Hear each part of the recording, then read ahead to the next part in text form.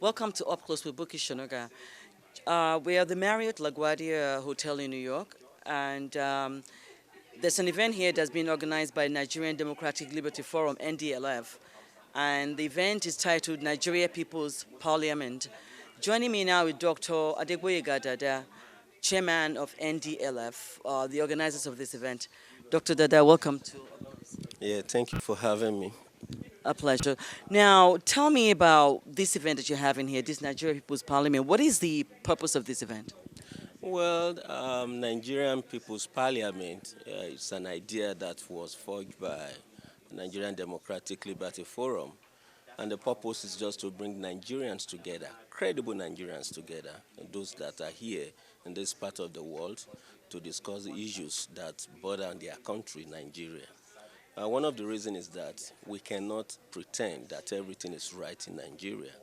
Even though we are here in the United States and we enjoy the comfort of our homes, and a lot of us boast of this degree, whatever we are able to achieve in this foreign land, we still believe that we cannot afford to forget about Nigeria, where we came from. That country gave us a lot. And in return, if all we can do is to come together, discuss the problems with a view to suggesting some solutions, I think it's worth it. And that is why we have decided to invite credible Nigerians to the People's Parliament to discuss issues on Nigeria. Okay, so what issues are being discussed here today? Well, first of all, the first one that we had on the table was the kind of political impasse that was created by the absence of the president for about 3 months before the House finally decided to allow the vice president to become the acting president. So we discussed how did we get here. Okay, there's some kind of constitutional crisis here because the constitution is clear about what should be done in the absence of a president. The president left the country, okay, good enough that Nigerians did not know about it, but we got to know about it, and then there was vacuum. That vacuum needed to be filled.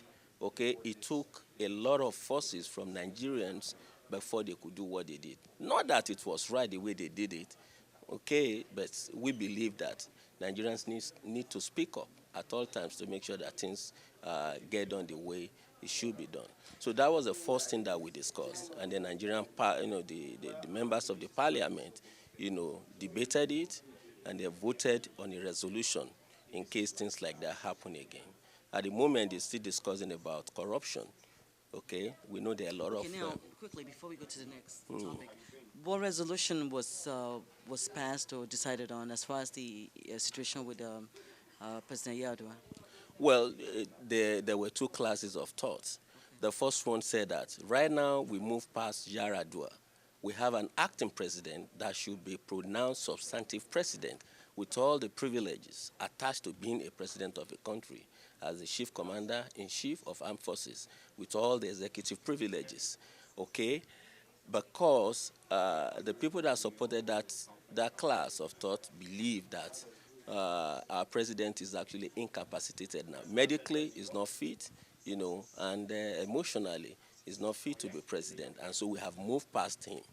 Then the other class of thought believe that actually the president should be impeached, despite the fact that we have an acting president now for his failure to relinquish that power when he was leaving the office, that was wrong. And they still believe that the president should be impeached.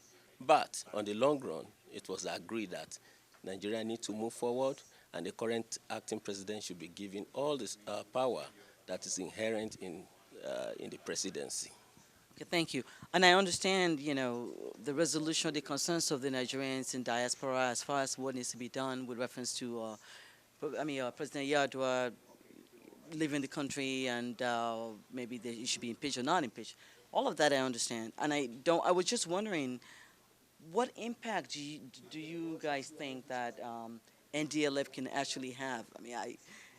The people that have been in power in Nigeria, and I'm asking this question very seriously. Yeah. The people that have been in power in Nigeria, they've been, not just mine, impression or opinion, the pattern in Nigeria, pervasive pattern in Nigeria, like a lot of countries in Africa, is that the same group of people continues to be in power. Is almost like a mafioso system, you know, where power is passed down from generation to generation of the same groups of people who are interested in power. Then you have the intellectuals on one side, or technocrats, or whatever you want to call them, that seem to never be interested in power. So in this case, how do you guys plan to cross over? How do you plan to effect the kind of change that you dream about? Okay. Because it's okay to have this, you know, forum here to talk about Nigeria and what's going to happen. How do you seriously plan? How do you think this is going to manifest? Thank you for that question, Bookie. You know, the thing is that if I take it from what our motto says, it says, patriots never keep mute. One thing is that we cannot afford to keep mute, okay? When you consistently advocate for something, for a change, and you involve others, something will happen. You'll see that in this conference today, what we are doing is to collaborate with Nigerians, different organizations, individuals. And as you can see, we have a lot of intellectuals in that parliament. We have professors, engineers, doctors, lawyers, name them. We always have a lot of We professionals. have a lot of them. But what we're trying to do at this point in time is to energize them, to sensitize them, to let them realize that they need to be part of a change in Nigeria. Okay? And as you can see, we're going to move forward. And how? I know there's been a dialogue, a lot of dialogue. If you, I'm sure you're part of the social, and I'm sorry to interrupt, I really need to move on to this. There's a lot of back and forth talk on the internet all the time among Nigerians, but how is this different? What exactly are you guys planning to do to really effect, to start this, to jumpstart this dream that you fantasize about, if I may? I mean, Yeah, you observe that a lot of those internet guys, they are in this room today. Because when we wrote out and when we invited them, we told them that we know that you guys are on the internet all the time. It is time to come together and talk, real talk. And we're not just talking this time around. Okay. We're having action plan. Okay, as you can see, we have at least 1 or 2 committees formed already on different issues. And these are professionals. They're going to come out with blueprint. And we're going to make sure that all these things are effected.